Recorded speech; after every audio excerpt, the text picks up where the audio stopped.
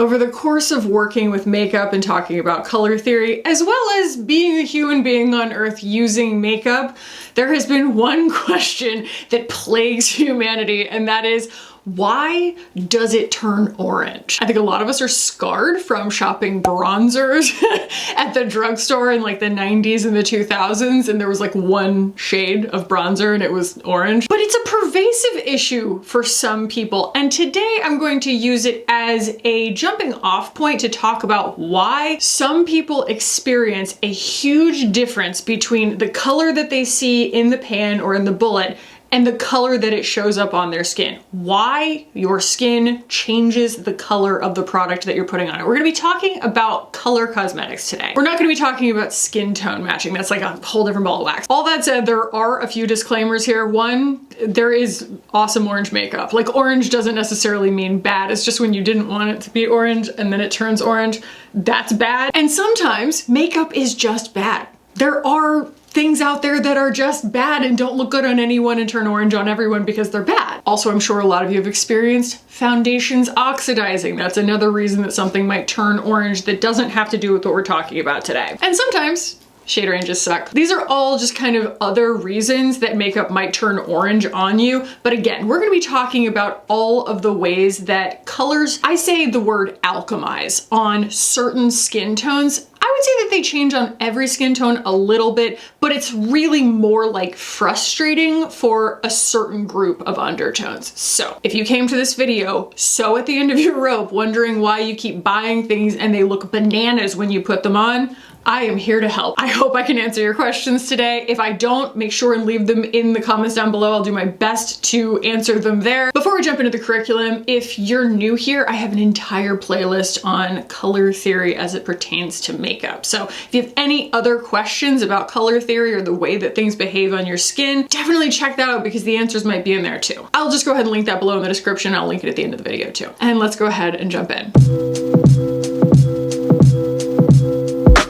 Okay, the first thing we're going to talk about today is undertone. And I know that there are a lot of people watching this video who are waiting for me to say it, so I will just say it. If your makeup goes from peach or pleasantly pink or a nudie brown to orange when it hits your skin, there's a very good chance that you have a green undertone, or an olive undertone as people tend to talk about it. And also when we talk about undertones, you're gonna hear me talk in colors, not so much in temperatures. I think that the whole cool versus warm thing is really confusing because the color wheel is, at the end of the day, a wheel. And so there's all kinds of variability, and I think that coolness and warmth should really be reserved for talking about like two colors compared to each other. Like, this color is warmer than this color because you can have a warm blue and a cool orange when it comes to makeup. You can. And then comes the whole like, well, what is green and what is red? Because red is pink. Is pink cool and red warm? That's why we're not doing it, okay? That's why I prefer to talk about undertones in terms of the color that they actually are. So if we're gonna talk about undertone, I should go ahead and give y'all a primer on what undertone is, right? You have your undertone and your overtone. Your skin, everyone's skin, starts with orange. I hate to break it to you, but all of our skin is some combination of red and yellow and white. So it's like a peach, right? And that could, you know, vary from saturation level and depth and all of that. But then you have kind of the appearance of your undertone. That's something that doesn't change. That's like when you're looking at your veins right here on your wrist, and I do have a video on how to find your undertone, so check that out in my color theory playlist. But you know, your overtone can be seen a little bit more with the veins that are closer to the skin, and then your undertone can be seen a little bit more with the veins underneath the skin. It's not a perfect science, but it is a good way to kind of like start thinking about that.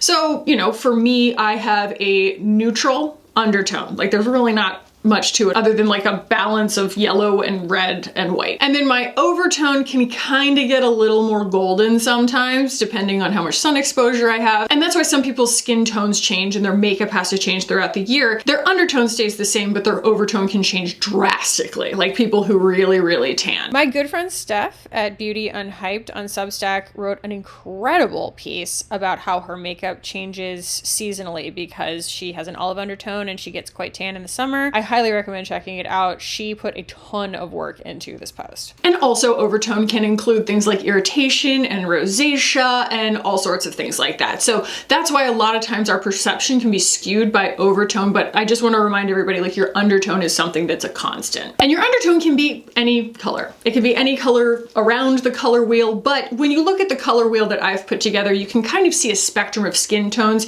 pertaining to each, like, you know, true color, right? And that's giving you an idea of what the skin tone looks like, because we're talking about orange plus that color, you know, or like peach plus that color. We're not talking about your skin being blue, although some people's skin is like pretty close to blue. There are people in my comments being like, nah, I'm blue, you know?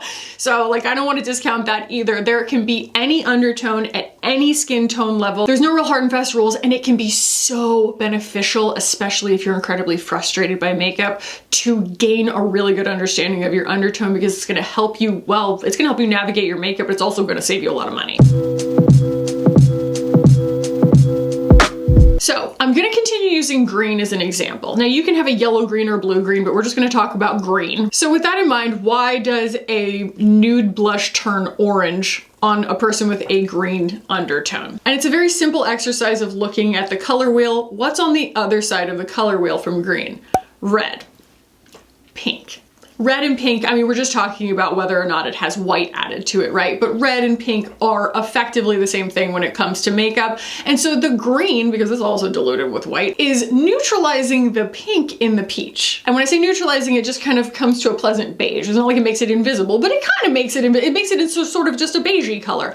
What's left over is orange, because peach and pink is orange, right? And so you're basically like subtracting the color that is the opposite of your undertone. Does that make sense? So if green is your undertone, it's kind of subtracting pink or red from the product that you're putting on your face and leaving behind whatever is left. So if there's a disproportionate amount of orange in that peachy color, then you're going to end up with a lot more visible orange on a green undertone. Now I should say, while this happens to everyone, it really only happens in a noticeably frustrating way. This is a major generalization. You can get frustrated about anything. You're perfectly well within your rights to get frustrated with any makeup on your skin, okay? But the people who kind of find it to be the most confusing and frustrating because the reaction is so bananas are the people who are on the side of the color wheel that goes from like green to purple. Because if you're in the like, you know, red, orange, yellow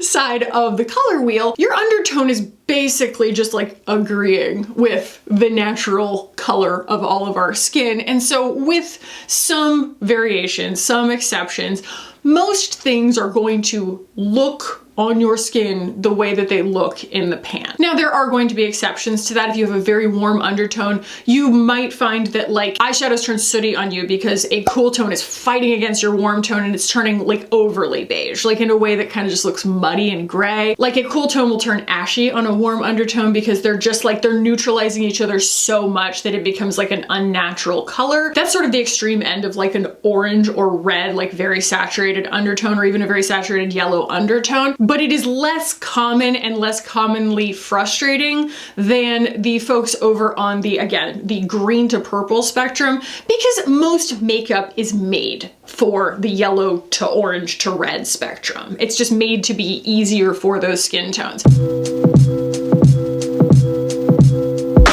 The way to explain what's happening on your skin and why color is changing on your skin is to see what the opposite of your undertone is on the color wheel and subtract it from what you're using, and you'll go, oh, that's why it's turning peach. That's why it's turning gray. That's why it's turning orange. That's why it's turning weirdly yellow. And more importantly, what's the solution? The solution is to add the color that your skin is subtracting. You just have to compensate for it. You have to build it back in. And that's a little harder than it sounds. I know that people talk a lot about adding a green color corrector into a foundation in order to get it to match their complexion. That's very straightforward. Like, that's very literal. You are matching what you see with your eyes. But when we're talking about kind of overcorrecting a blush color so that you can predict how it's going to appear on your skin, you really do have to start training your eye for it. Because like a green undertoned person needs to add either a cool pink if they are a yellow green, or a warm pink if they are a blue green, because there is a difference. They need to add that kind of mentally into the color that they're trying to achieve, but you kind of have to like imagine color mixing. And that's why I made a whole video about your best colors. People asked me to do it for a long time and I was like, oh, I don't want to be so reductive and I don't want to be so prescriptive and tell people like you belong in this box. Like you'll notice that I'm making no mention of like seasonal color analysis. I kind of disagree with the premise. I know, hot take, but I disagree with the premise. But for the example of a green undertone, when you're trying to achieve a nude blush, you're going to have to think of nude plus purple, for example, or nude plus pink, depending on the actual undertone. So if you have a warm green undertone, if you have a yellow green undertone, you're literally going to be adding in like red, purple, just violet into like mentally into the color. And so you have something like the difference between Glossier Gale, which is a really nice, almost looks kind of pinky peach. This is gonna turn orange on an olive undertone. I've watched it happen, okay? Because the olive undertone is going to cancel out the pink that's in that. It's going to leave orange behind it. It's going to really glow orange. Versus something that does not look beige at all, like Merit Archival, this on an olive undertone has enough purple in it that it's going to compensate for the fact that the green is going to try and cancel out the pink, and you're going to end up with something that is nude and rosy and flattering, I know. And so in order to shop for blush, if you are someone who has, I'm so sorry, just found out that you have a really difficult undertone today in this video, I wish I could hold your hand and break the news to you. Please, the next time you're looking at blushes and lipsticks and eyeshadows and all of that, the more you lean towards the color that your skin is canceling out, the more natural something is going to look on your skin. So if you are very confused by this and you're like, I'm taking notes and I'm still not following, you're in luck. I made a color wheel. This is years ago. I made an interactive color wheel that I can link to down below, where if you need to like start over, you just click the middle of it. It'll kind of, it's a very rudimentary thing. I made it on Google Slides. You can click the everything turns. And if that doesn't make sense to you, then you're probably not in the like, territory of the color wheel. You're probably not having like challenges. The people who have difficult undertones know exactly what everything turns on them. And they're just like, oh yeah, everything turns red, everything turns orange. And they're gonna click that and the whole color wheel will shift and it will tell you what your undertone is and what you need to add in order to make something appear more natural on your skin, or to just compensate for what your skin is canceling out in these colors. And it can help kind of steer you towards your next makeup selection, right? In a more educated way where you're going to be happier with what you get in your hands. So another example, and this is kind of wild, right? Because it's sort of the other way around. Through all of our swatching adventures, I have figured out that my boyfriend has a lavender undertone and it's like really fun. So there is this blush by Sochi and I'm going to put some swatches on the screen of, I'm sorry, it's all like, you know, kind of fair, light-skinned folks, because that's who would buy this blush. It's a very like light nude blush, but it's a shade called Bare Muse from Sochi. It's like one of my favorite blush formulas and I love it so much, but I swatched it on my skin and it does, you know, come out to be a really pretty like tan nude. On my best friend Rebecca, she has a yellow-green undertone, so a warm olive undertone. It starts to go kind of like a weird peachy brown that's like dull. So her skin is like fighting against any of the red pigment that's in there, any of the pinky red, and it's just sort of leaving behind this like odd orangey beige, and it's just not particularly flattering. My boyfriend, who has a lavender undertone, his skin cancels out any yellow in it. Then we swatched it on Natalie, who has a teal undertone, okay? She's an algorithm breaker. So she's got this blue-green undertone and a pink overtone. So it's like took us a really long time to crack the code on her skin. So her skin is canceling out any of the kind of pinky peach that's in there, and it looks like wildly clay colored on her, just like this really icky yellow orange. I think that the most challenging thing about this is that it takes practice to start being able to understand what colors had to mix together in order to make the product that you're about to put on your face. So, you know, you look at pink blush like this and you're like, that's pink. Then you swatch it because it is shimmery and you're like, gosh, you know, I wonder what goes into making some. This is Bohemian Girl from RMS. It's a beautiful blush. Yeah, it's like, I wonder what goes into that. There's a lot more yellow in there than you think. You're like, it's pink. There's a lot more yellow in there than you think that there is. And so you start to, especially when you have those kind of, you know, the more extreme opposite undertones, right? Opposite from like orange and yellow, then you're going to start to like really notice with something like this that your undertone is going to alchemize that on the skin. It's going to like exaggerate the contrast. And that is because of color theory. So you can see that everything turns pink on me. Even though that's a little bit peachy, it turns pink on me, and it's trying to go even further, like kind of screaming pink, because it doesn't have any purple in it. It's more of like a yellow pink than a purple pink.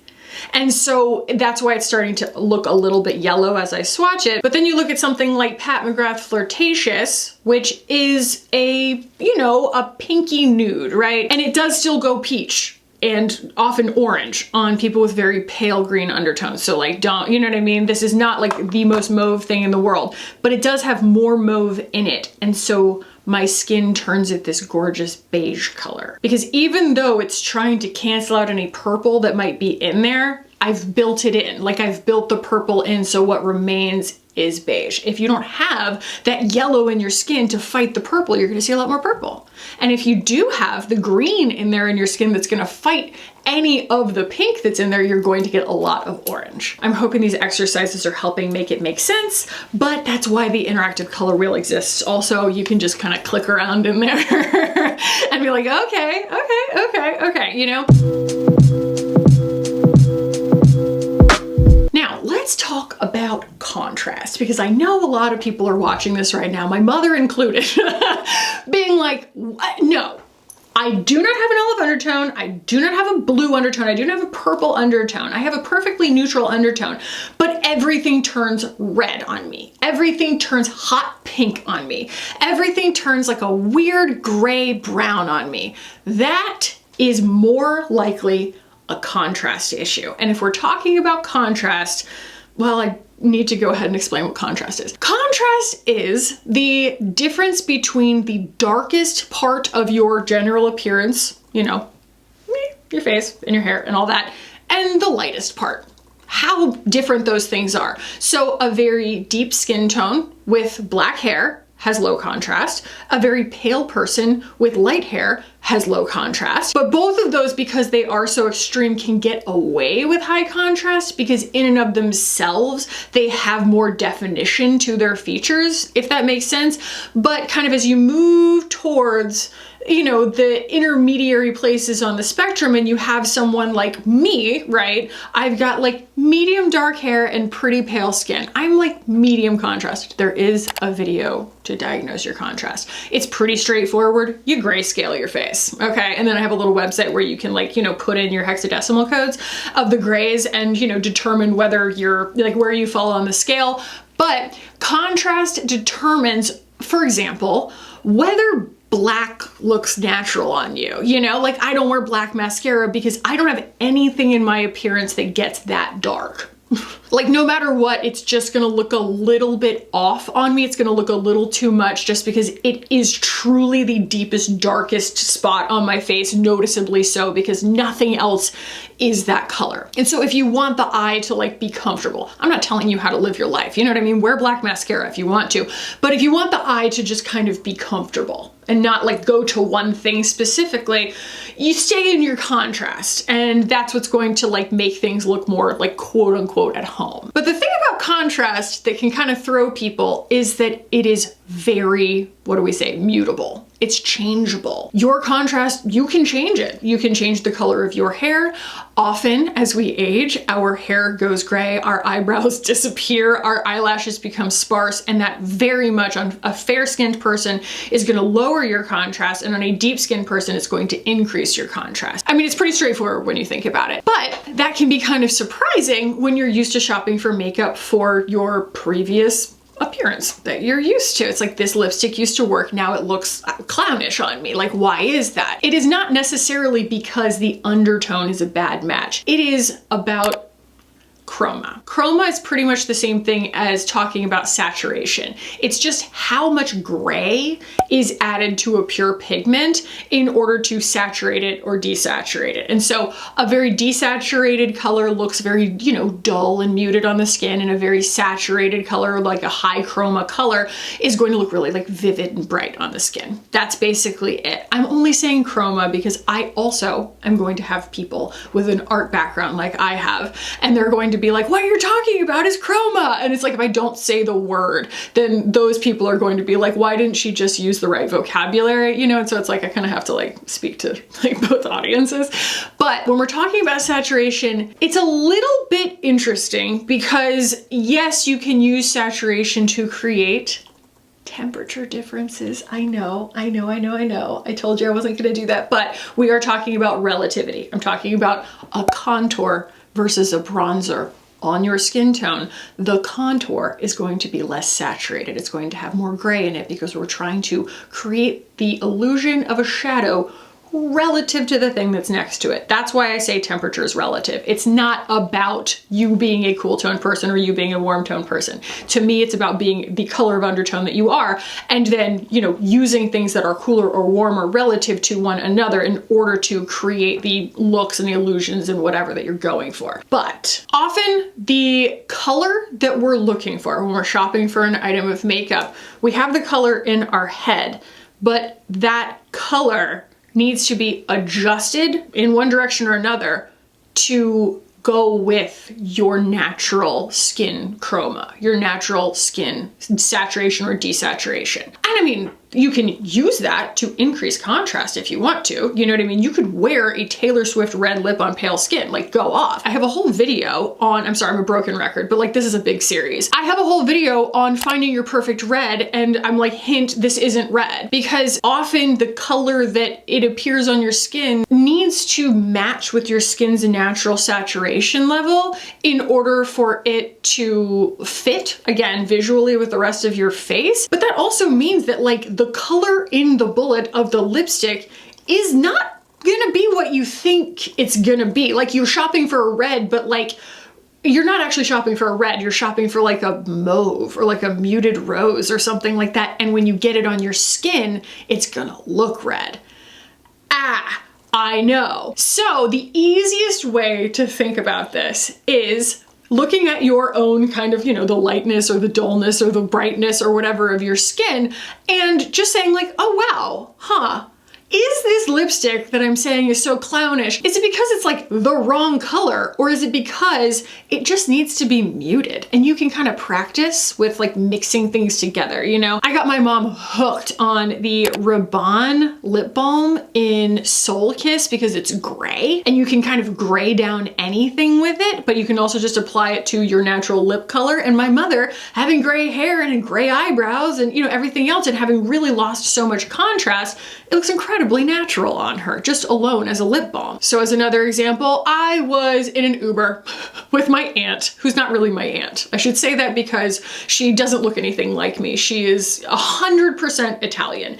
And so she has this really beautiful olive undertone, but she too is like, you know, 68 years old. And so she's lost a lot of contrast as her hair has lightened as she's aged and things like that. Again, her eyebrows have gotten sparse. And she's telling me, I am looking for the perfect pink lip. I want it to be pink. I don't want brown, because she's just afraid of like a brown lipstick. She doesn't want it to be brown, especially because on an olive undertone, brown can go orange so easily. And so she's just very conscious of that. But as she's showing me the pinks that she's tried, I am seeing that it is a contrast issue, not necessarily an undertone issue, and that what actually needs to happen is that it needs to be toned down in terms of chroma, and that the color that she's looking for, while it will turn the perfect pink when it hits her lips, it actually looks brown in the bullet.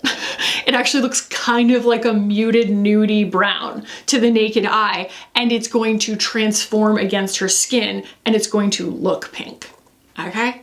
And we have to kind of build that into our expectations. And it's not an easy thing to do. It is truly just something where you try things, okay? And most of us have a massive makeup collection, some of which works incredibly well and we don't know why, and some of which doesn't work at all and we don't know why. And this is a really good set of principles to start applying all those things that you know work and that you know don't work, and actually try and diagnose why, right? This is like permission to play, always permission to play. So there's another side of this, and that is like my friend Natalie, okay? Which is, this is unexpected.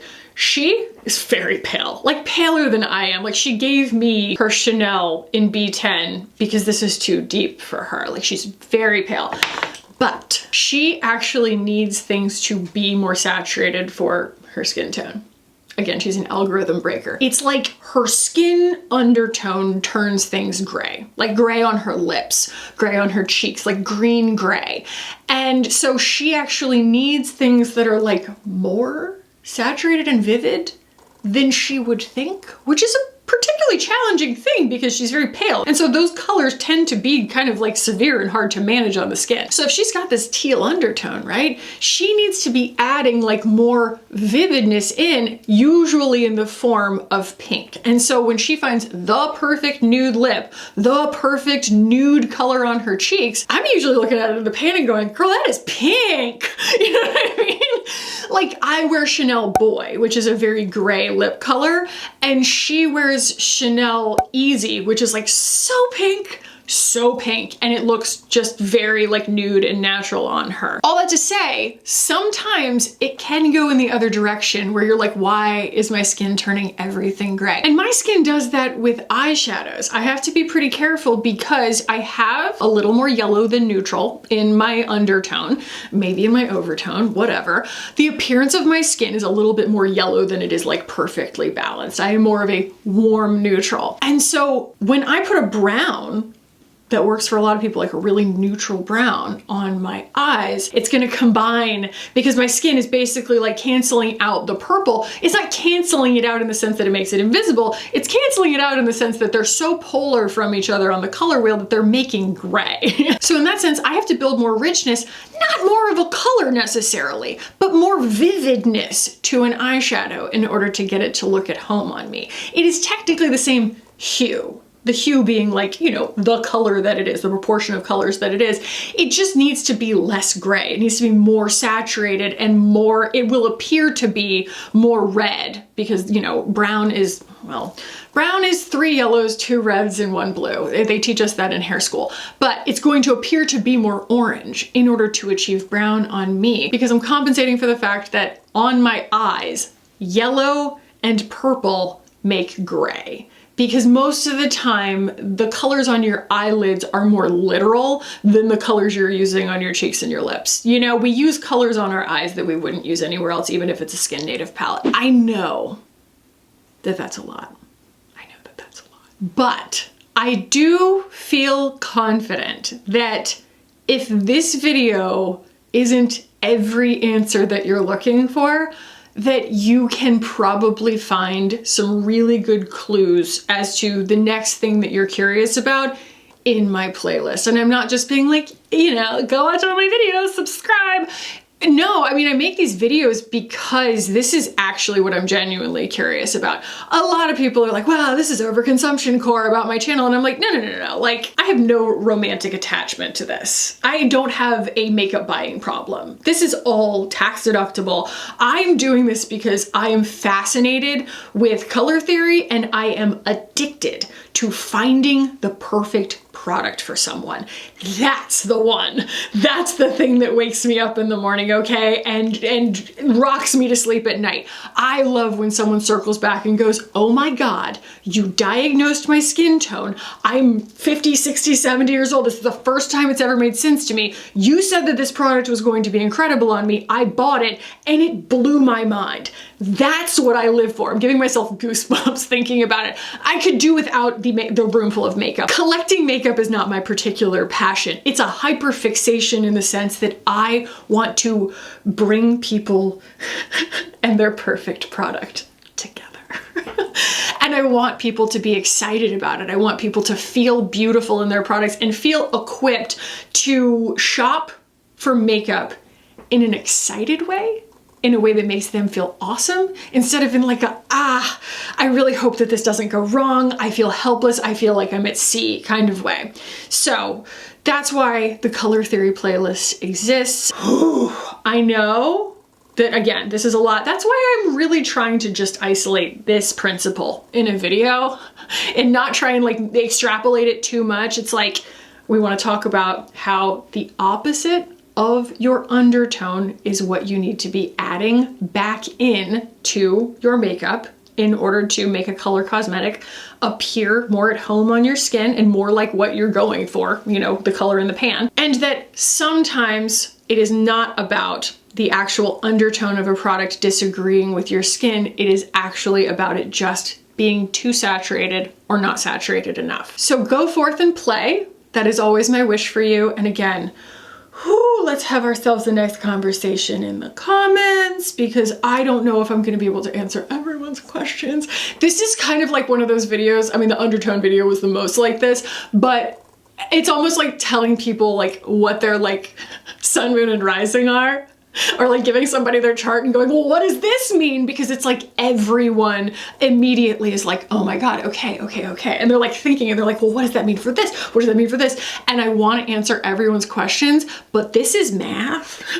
And it gets to be, it just kind of melts my brain after a while. And so I can only do so many in a day. You know, I should probably just like take appointments or something. I don't know if y'all have like an idea for that. I'm open to it. But if you also feel like you're equipped to answer these questions, or at least contribute to a conversation on a comment that someone has left down below, please feel free to do so. I encourage y'all to talk to each other as well. I hope this was helpful. Again, I will link my color theory playlist here. If you're new here and you have not yet subscribed, please subscribe while you're here. Like the video if you liked the video, hype the video if you're on mobile. I really love making these kinds of videos, so if there are other color theory videos that you would like to see me make, please leave those in the comments, because I'm always looking for ideas. This is my actual passion. So yeah, thank you for being here. I really appreciate it. I love y'all so immensely, and I will see you in the next one.